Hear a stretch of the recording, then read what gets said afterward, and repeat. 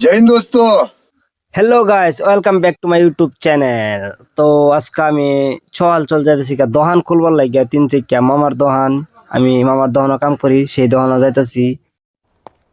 ये तो latest news है। কি আর কইয়াম, কাম করলে বুঝুন না, ঠান্ডা আর ঠান্ডা নাই, জানি লাগবো।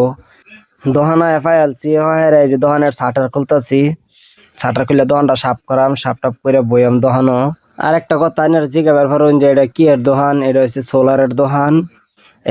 সোলারের অ্যাপ্লাই করা হবেন।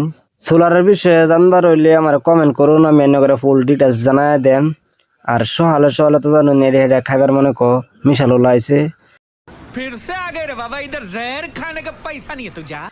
মিশালো কইতেছি যে ফুচকা আছে নাকি, মিশালো ফুচকা আছে, আমি তাহলে দেন দে ফুচকা খাই। আর আমি ফুচকা খাই না, রাস্তা আছে দেখতে থাকুন।